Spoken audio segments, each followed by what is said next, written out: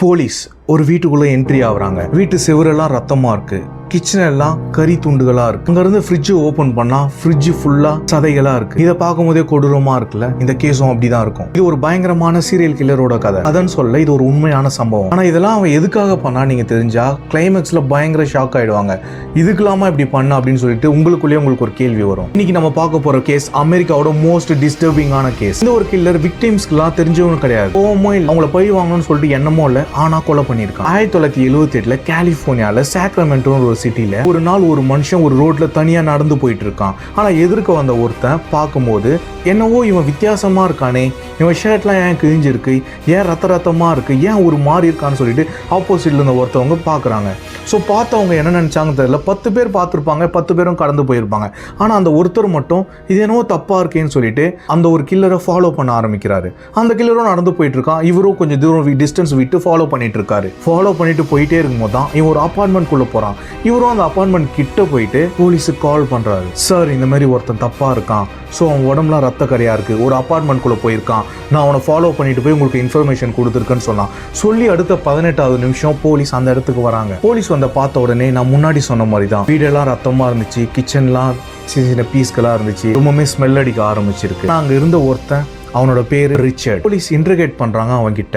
ஏன் இப்படிலாம் நடந்துச்சு, என்ன ஆச்சுன்னு கேட்கும்போது அவன் சொன்ன விஷயத்தை கேட்டு போலீஸே ஷாக் ஆனாங்க. இல்ல சார், நான் எப்படி கொலை பண்ணேன்னு எனக்கு தெரியல, நான் என்னை காப்பாத்திக்கு தான் கொலை பண்ணேன், எனக்கு ரொம்பவுமே டிப்ரெஸ்டா இருக்கேன், நான் தூங்கும் போது என்னை யாரோ கொலை பண்ற மாதிரி இருக்கு, தூங்கி பாதியில இருந்தா என் உடம்பே என்கிட்ட இல்லாத மாதிரி இருக்கு, தினமும் என் ஹார்ட் சைஸ் குறைஞ்சிட்டே வருது, காலையில் ஆனால் என் பிளட் எல்லாம் காணாம போகுது, ஸோ அதனாலதான் நான் கொலை பண்ண ஆரம்பிச்சேன், கொலை பண்ணி அவங்க கிட்ட இருக்கிற ரத்தத்தை நான் குடிச்சா எனக்கு நல்லா இருக்க மாதிரி தோணுது அப்படின்ற வார்த்தையை சொன்னான். இதை கேட்டு போலீஸ் ஷாக் ஆயிடுறாங்க. பக்கத்துல இருக்கிறவங்களை கூப்பிட்டு ஏன் இப்படி இருக்காரு அப்படின்னு கேட்கும் போது, ஆமா சார், இவர் அந்த மாதிரிலாம் சொல்லுவார், ஆனா கொலை பண்ற அளவுக்கு எனக்கு தெரியல, ஏன்னா இதுக்கு முன்னாடியே இவருக்கு இந்த சிம்டம்ஸ் இருந்திருக்கு, நாங்க டாக்டர்ஸ் எல்லாருமே சொல்லியிருக்கோம் அவர் யாரோ ஏதோ டிஸ்டர்ப் பண்ற மாதிரி அவர் ஃபீல் பண்ணிட்டு இருக்காரு அப்படின்றத சொல்றாங்க. அதுக்கப்புறம் பேக் ஸ்டோரி என்னன்னா, கொஞ்ச நாள் இப்படியே போயிட்டு இருந்த அவருக்கு 1978 ஜஸ்ட் ஒரே மாசத்துல பிளட் இருந்தா தான் நம்மளால உயிர் வாழ முடியும்னு நினைச்ச ரிச்சர்ட், ஸோ தொடர்ந்து ஒரே மாசம் கிட்டத்தட்ட ஒரு 24 நாட்கள்ல 6 பேரை கடத்தி 6 பேருமே கொலை பண்ணி அவங்க ரத்தத்தை குடிச்சிருக்காருன்னு தெரிய வருது. இத்தனைக்கும் அந்த விக்டிமே இவனுக்கும் யாருமே தெரியாது, இவனுக்கு ஒரு கோபமும் கிடையாது, அவங்கள பழி வாங்கணும் ஸோ அப்படின்ற எந்த மோட்டிவுமே இல்லை,